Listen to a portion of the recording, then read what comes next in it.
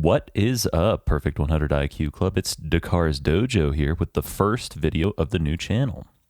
So, we've got a few different forms of content, and I figured since not everybody wants to watch, the full commentary things, I'll just upload them on a second channel, right? Makes it easier. Burn can edit, the silly little videos, and then we can have the commentary elsewhere. So today's video, I'm going to be doing the patch breakdown. This is patch 11.19. And so Vex got announced. If you haven't seen her kit and all that, just go check her out. She's the new edgy teenage girl champ. I think August probably had a lot to do with that.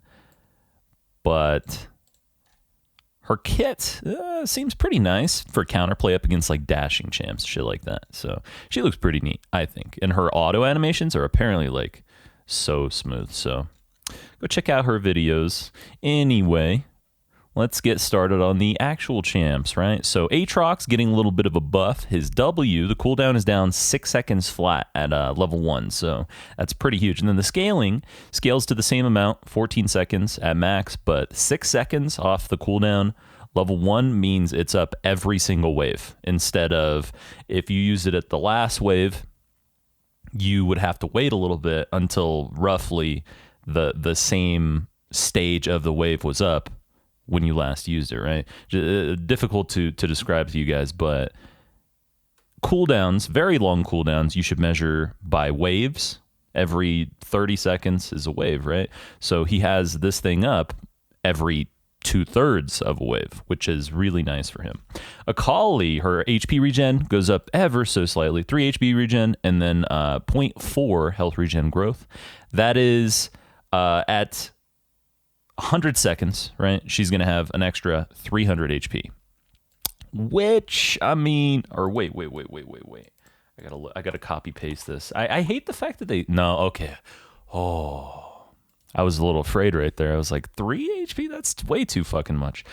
So it's 8 to 9. Nice. Okay. So every 100 seconds, 100 HP. That's not too bad. That's way better than I thought. But the HP regen growth is also up. So level 3, level 4, she's getting roughly that amount I just listed. 220 to 260 to 300 HP every 100 seconds. So it's a really nice sustain buff, and with Doran Shield, I think you can't really knock her out of lane anymore, which is kind of bitch. I don't like Akali. Fuck that champ. Now, here's a buff that I do enjoy. Cho'Gath, the Q Rupture, is down 1 entire second, so they're cutting off a whole second of the cooldown on his Q. The cooldown was already only 7 seconds, so at max build, if you go like Cosmic Drive with a little bit of CDR, right, you can realistically have your Q up every like 3 seconds. That's fucking insane. He is going to be the CC monster. Now, that does make it a little less painful to be the giant monster that is Cho'Gath, right? Because there's a lot of damage in the game currently, so he kind of doesn't get to tank as well as he used to. But this Q buff, kind of fucking nuts. So I want to see him with Everfrost. We might even see him going, because Qmax is what supports like to do. I wonder if we'll see some support Cho'Gath with the Sennas, or even just bot lane Cho'Gath with the fasting Senna, because Senna got her buffs too. So I wonder, right? I like innovative, cool picks at Worlds. I like competitive, cool picks. Fizz, now this shit's this is a lot. He got a lot. Bonus damage reduction against champion basic attacks removed on his passive. Okay. W, Seastone Trident, goes from 20 to 40 down to 10 to 30. AP ratio is the same. Okay. E is 16 to 8. Oh my God. So his E is basically end game. If he uses his E and then he Zonias, his E is going to be up again. Basically. Which, not very cool. Fuck Fizz. I don't like not being able to target my opponent. I've said it a million times, right? It's not very fun, but what can you do?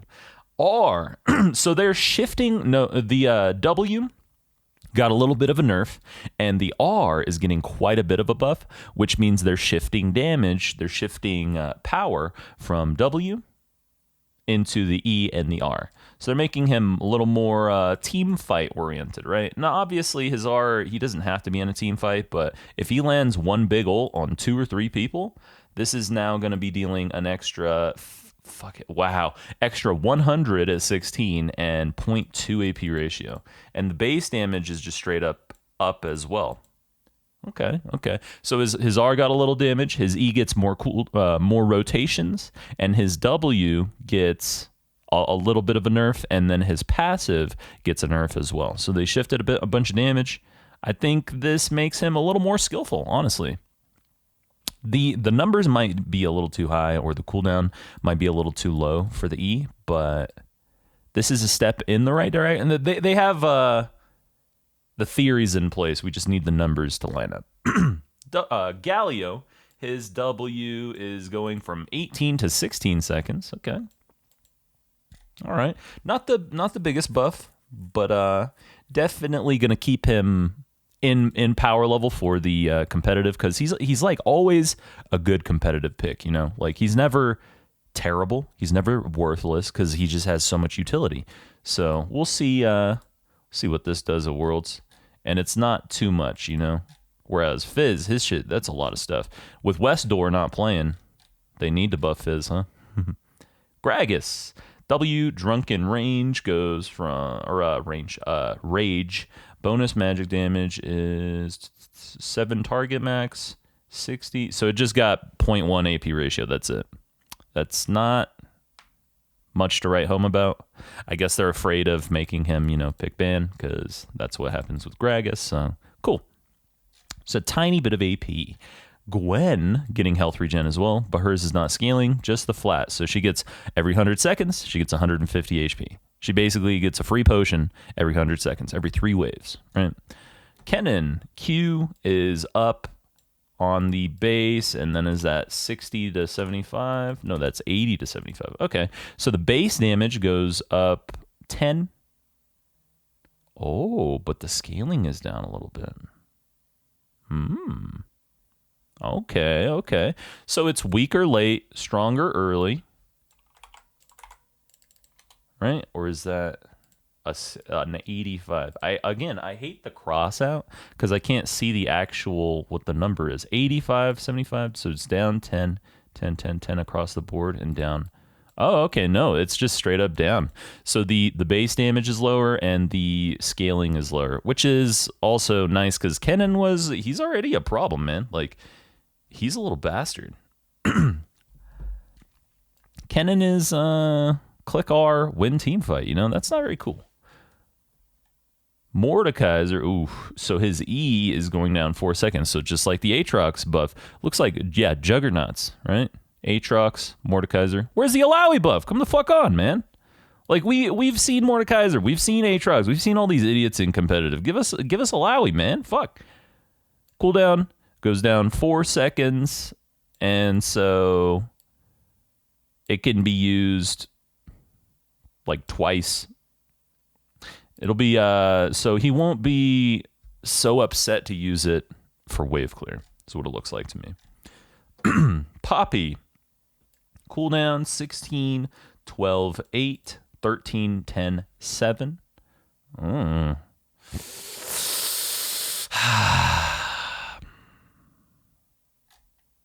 Fuck you, right? I don't like Poppy. Her pass, like the shield that Camille has, they're just throwing that onto Poppy now. At least she has to pick it up or last hit something to get the shield, but fuck, man. What the hell, dude? 13 instead of 16, man. She's going to be able to get it twice per wave. That's not fun to deal with at all. That's, I don't think this buff was necessary. Or they could have just buffed something else, you know? Kiana, blah, blah, blah. They're messing with the Q thing, the auto aim, and then bonus damage versus monsters. Oof, they're buffing her in jungle even more. Yeah, okay. All right, then, right. So, Aatrox, Renekton, plus 15 base HP, 5 on scaling. Okay, so he has 15 extra HP level 1, and then level 18, he's going to have 90. So that's 105. That's 21 grass procs, right? It's not too much. It's not putting him in pick ban again, where he's been forever. This is kind of sad for Adam, you know, where Renekton was basically his bread and butter. If he had Renekton, he was a threat every single game, right? So them nerfing Renekton might even hurt Fnatic's Worlds run, not gonna lie. Empowered animation sped up 13%. Self lockout is down to 0.375 seconds. Okay, 3/8 of a second. So it's the exact same for normal and empowered. All right. The Renekton nerf that went through kind of just gutted him. You know, like he doesn't feel like the ruthless predator that he was, right? So we'll see. I don't think he gets picked at Worlds this year. Or if he does, it's not going to be nearly as influential. Q overload on RYZE, the damage, 45, 40, 3, 3. So RYZE got a tiny Q nerf. And then E spell flux, 3 to 3.5, 2. Oh, so he got two nerfs, Q damage nerf and an E cooldown nerf.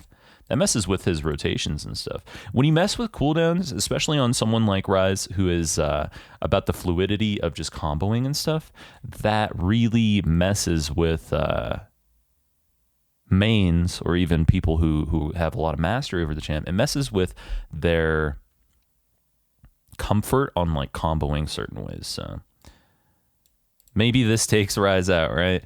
RYZE, again, we always see him every year at Worlds. Every year we see fucking RYZE, and it's like, this is slightly boring, guys. Like, come on, man. Sejuani Q. The cooldown goes down 2 seconds at base. Okay. Damage is up 10 base and no AP ratio, but 10 additional damage, and then the cooldown's down just flat 2 seconds. Nice. That's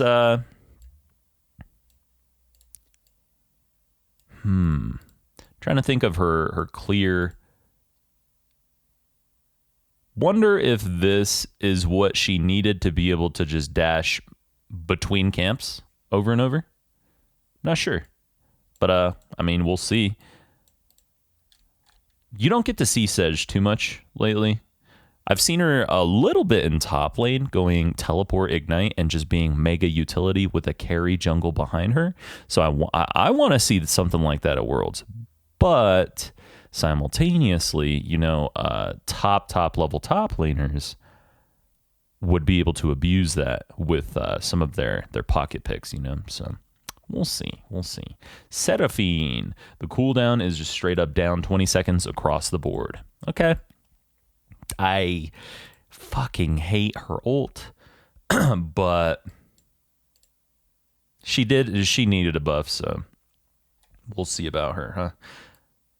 W on Sion, 40 AP, 8 to 12, 8 to 12, 40 AP still, so it's just a flat 10. Okay, a flat 10 on Sion going up.